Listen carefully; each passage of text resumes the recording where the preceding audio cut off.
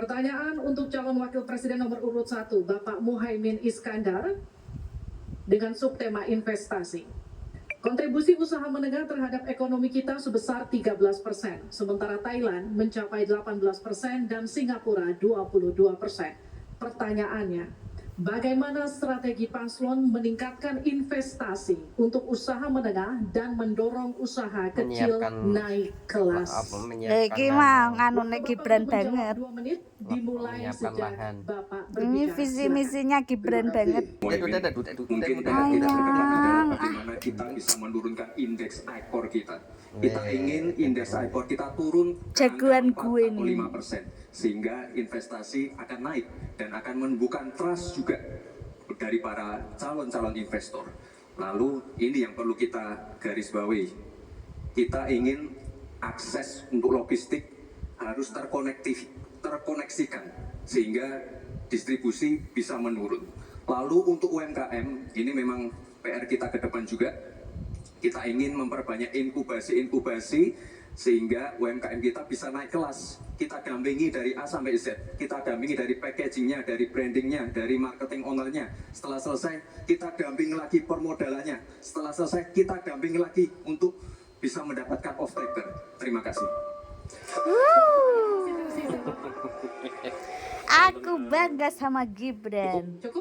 Mendapat sesuatu tapi disalurkan lewat si A, itu laporan yang masuk ke saya. Ada urusan harusnya diinvestasikan untuk rakyat, itu malah disentralisasi ke negara, dibuat PT sendiri lalu diurus sendiri, rakyatnya tidak kebagian.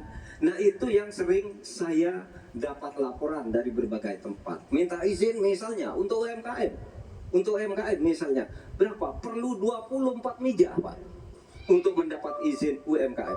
Pertanyaan saya, instrumen hukum apa yang Pak Imin bisa sediakan untuk menjawab itu semua? Selesai. Baik, terima kasih. 1 menit kita mulai. Memang apa yang disampaikan Pak Gibran, selain kita bantu permodalan dan kapasitas untuk produksi yang meyakinkan para investor masuk, ada prasyarat-prasyarat mutlak yang disiapkan pemerintah.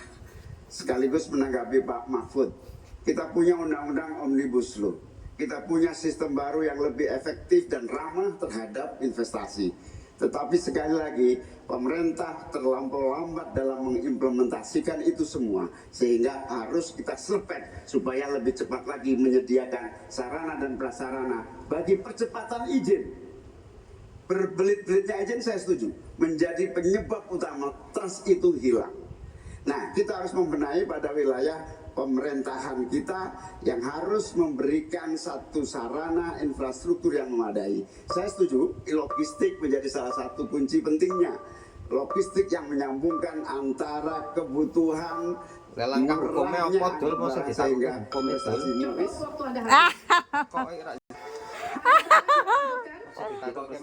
Langkah hukumnya apa kok? Selanjutnya kita akan beralih ke pertanyaan untuk calon wakil presiden nomor urut 2, Bapak Gibran Raka Buming Raka. Untuk kita kami persilakan panelis Ibu Henry Saparini untuk mengambil subtema. Silakan Ibu.